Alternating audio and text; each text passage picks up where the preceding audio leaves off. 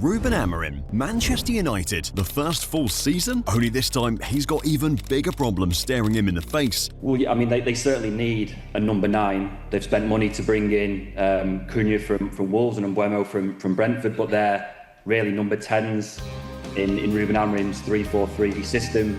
The number 9 crisis at the club. Politely, can you answer my question? Do you need a new goalkeeper? If you're yeah, I know. You want one question, but you choose the questions, I choose the answer.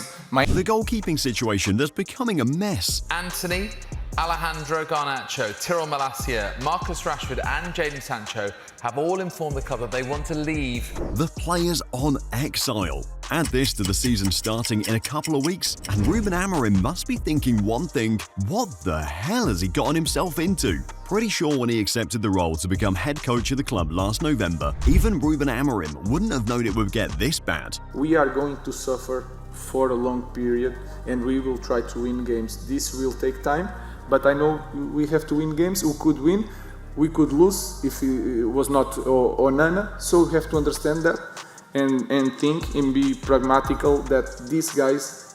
He talked about losing, talked about suffering, but this is more than that. We're talking about a Manchester United team that's failing both on and off the pitch. A Manchester United team that somehow can't seem to get the main deals over the line anymore, like the situation that Amorim had to deal with last season. Simply put, United was awful in front of goal, particularly in attack. Manchester United scored just 44 goals in the league. For context, Mohamed Salah alone with 47 had more goal contributions than United's 44. The club's top scorers in the league last season, Bruno Fernandes and Amad Diallo with 10 each. Amad missed almost 4 months due to injury, and Bruno Fernandes is a midfielder. You get the idea by now. The options Ruben Amorim has in the number 9 position don't cut it anymore. Rasmus Højlund and Joshua Zirkzee scored 7 goals last season. I didn't say each, that's a joint total. Amorim knows he has to find a fix, but that's where the big problem is. All the options he could get, they're either taken or not available. Ever since he came to the club as manager, Ruben Amorim and Man United has been linked with Victor Gyökeres as a potential signing for a long time. Yes, I think it is a very good signing if they end up bringing Gyokeres. His goal record is outrageously brilliant. The reason why I'm sounding slightly flat here is my question to you would be, does it move the needle when you think about where Manchester... It never happened. Victor Gyokeres is now signing for Arsenal. That's one major transfer target off the table. It's the same guy everyone thought was going to reunite with Amorim in Manchester, and it didn't happen. The crazy thing about this one is that United did try to get Gyökeres just when it seemed Arsenal had the deal wrapped up, but he was only focused on Arsenal. We'll get to if United as a club has lost its pull power soon, but focusing on the transfer targets, losing Gyökeres meant they had to go for other options. Heads up, they weren't exactly that many. Just before we continue though, be sure to hit that subscribe button to Futbol Historia for more videos like this. At this point, all of them were almost gone. Victor Osimhen can now be considered a Galatasaray player, unless Napoli pull off something crazy in the coming days. Benjamin Sesko, long-term links to United for almost 2 seasons, is now reportedly considering the Newcastle project, and is more interested in joining the Toon Army than heading to Old Trafford. Alexander Isak, rumours. There's a reason why they were just rumours too. Isak's interest has always been Liverpool. When the United rumours came, they were dismissed easily. Heck, according to reports, United didn't even consider a move for Isak because he was deemed too expensive. They missed out on Liam Delap after he chose Chelsea. Ugo Ekitike was another name linked to the club. He's now at Liverpool. The latest rumours are linking United with Aston Villa's Ollie Watkins, but again, per multiple reports, Villa immediately shot it down. They consider him a key player. It's bad, but you know it's really bad when United are getting linked to players like Chelsea's third choice. Jackson at Chelsea there was something we were talking about before the show because rumours were suggesting that Manchester United are monitoring him. I mean, no disrespect to Nicholas Jackson, but... Space than he might have anticipated in that kind of position. Jackson, first touches for him. Yeah, so many names over the summer. None of them became reality. There's a growing possibility now that United might enter the season without any new options in attack, and that's coming from the manager himself. As a striker, or do you still need a striker? And how important, if so, to get that striker in before the season starts? Well, they can play as a striker. We have Josh, we have Rasmus, so our focus is to improve the connection between them. Heck, he's saying here that he wants to stick with Højlund and Zirkzee as a duo. I mean, it's like he's setting himself up for drags with these two.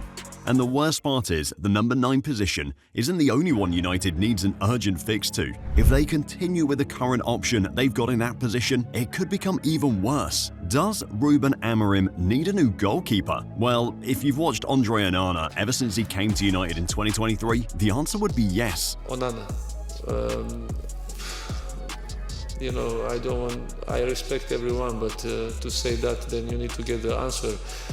If you are one of the worst goalkeepers in Man United. Never forget when Nemanja Matic called him statistically the worst goalkeeper in Man United's modern history, and his response was to drop a howler in the next game right after. Ruben Amorim must know that if this United team is to progress in the coming season, things have to change. He can't continue with a goalie who has 2 good games and 3 what the hell matches on the bounce. But just like the centre-forward position, identifying the problem is one thing, getting the solution? Now that's another. So far, talks have stalled. If anything, they've regressed. United had a loan bid for Emiliano Martinez rejected, and it doesn't seem like they'd be willing to take any steps further to sign in. Then Amorim talked about his squad again. Another indicator that he'd be willing to continue with the current team he has. Onana in goal for the 3rd season running? Judging by the last 2, the mistakes could get even worse. The centre-forward and goalkeeping positions are 2 areas that need urgent fixing for United. If they attempt to continue with the players they have at the moment, it doesn't feel like much will change for Amorim.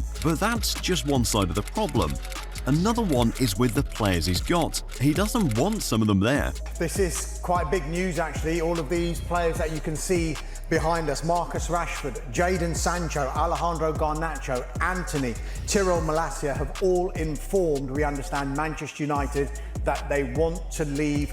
Now this is huge. It's a situation that's escalated and become full-blown in recent weeks, especially after the world now understands what the deal is. Ruben Amorim blacklisted a couple of players and made it clear to them that they didn't have a future at the club. It degenerated to the point where they had to train at separate hours after the team had trained and didn't travel with the squad pre-season. The only options these players have are to find solutions outside the club, loan deals or permanent moves. For some, it's been easy. Marcus Rashford is off the books at United. He's on loan at Barcelona, and the Catalan Giants have a $35 million clause to make the deal permanent if they choose to next summer. But so far, out of the players exiled, only Rashford has been able to find some sort of fix. For the rest, it's been difficult. No real talks for a potential move for Jadon Sancho in the last few weeks. Juventus was an option, but it was never concrete. Chelsea did attempt to make his loan move last season permanent, but after they lowered his wages, he said no. Seems like Sancho is determined to make Amorim and Man United pay him. Alejandro Garnacho to Napoli is off after they signed Noah Lang.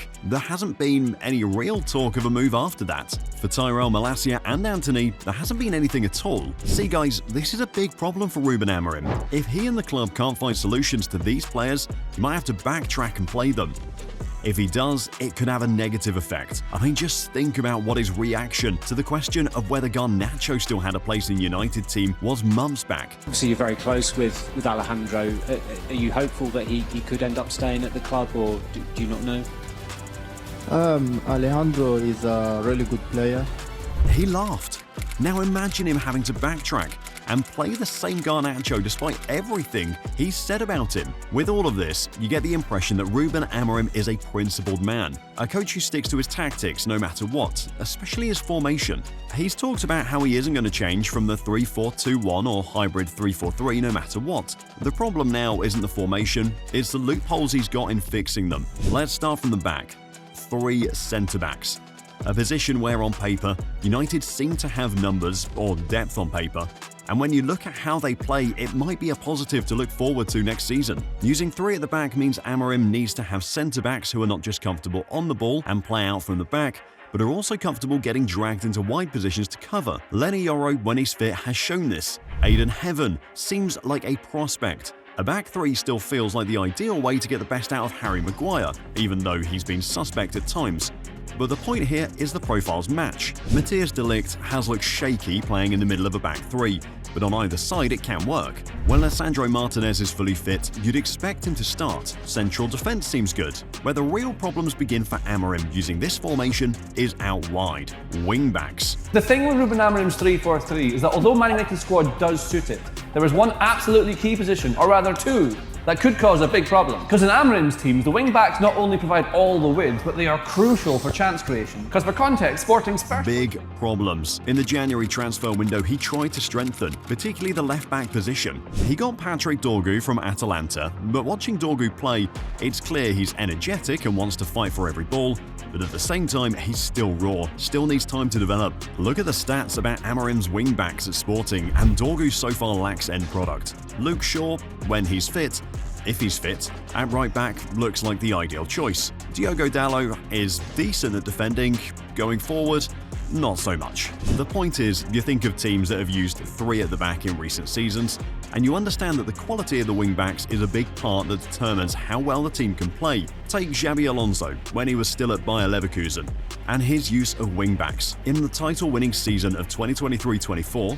the wing-back combination of Jeremy Frimpong and Alejandro Grimaldo combined for 39 goals and assists in the Bundesliga alone. This just goes to show the quality that's needed in the position. Unfortunately, it doesn't seem like any of the players in that setup would be able to produce numbers that at least attempt this. If you think the wing-back problem is hard, midfield gets even tougher for Amorim. See guys, it's tough because in Amorim's system, he's using 2 at the base. It means the duo he uses both have to sync, both have to understand each other. So far, that hasn't exactly been the case, and here's where things get confusing. Simply put, the problem with United's midfield is in 2 phases. Let's start with the obvious one. That midfield in the 2024-25 season lacked legs. Casemiro? At some point it became easy for opponents and teams to run past him in midfield with quick interplays. Kobbie Mainoo is a bright spark who's tidy in possession and can produce moments of quality on his own. The problem here is he isn't an expansive passer and has a limited passing range. Manuel Ugarte is decent in possession but can't progress with the ball. Bruno Fernandes is progressive but reckless in possession. By this, it means he's always attempting to try that risky pass or make something happen for the team. And that's the second issue with Amorim in midfield. This might sound crazy, but it's the truth. The problem is Bruno Fernandes. Bruno's talented. He's the best player on the team. He carries the team with steady performances, and so far has been the only consistent performer in terms of goals and assists. But Bruno Fernandes is not an 8. He's not a central midfielder. This is where the ultimate problem is for Amorim, because no matter the midfielder they get, be it from the current players or a new signing, they'd still have to play with Bruno in midfield, and it would still be the same problem: an imbalanced midfield. It gets even harder thinking about possible solutions.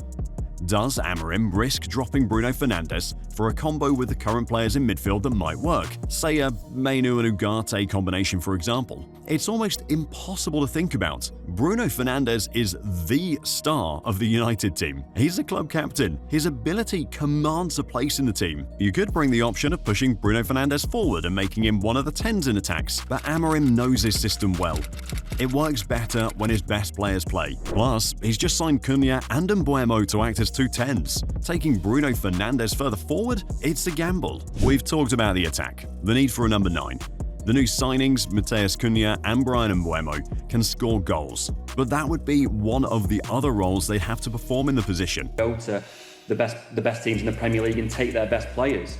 I think it's very telling that Man United aren't even in the conversation for Isak, because they just can't get anywhere near that £150 million valuation. And that tells you how different Man United are having to operate now than perhaps they were doing under Sir. And then, of course, there's one big issue Ruben Amorim still has to address.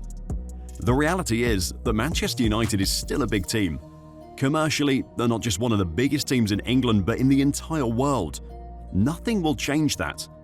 However, the performances on the pitch and in the league haven't matched up in recent years. This was United's worst finish in the Premier League since the competition was rebranded in 1992. They finished 15th, no European football next season. It's going to be hard to try and convince players relying on prestige and history alone, when on the pitch, the team is deadbeat. Ruben Amorim's got a crazy job on his hands. I mean, the more he thinks about these problems, the more insane they get. He's not alone in Europe though, because over at Real Madrid, the new head coach has got a similar kind of problem as well. From trying to fit 2 big superstars into one team, to dealing with a positional overload. Click the next video to see what the hell Xabi Alonso has gotten himself into.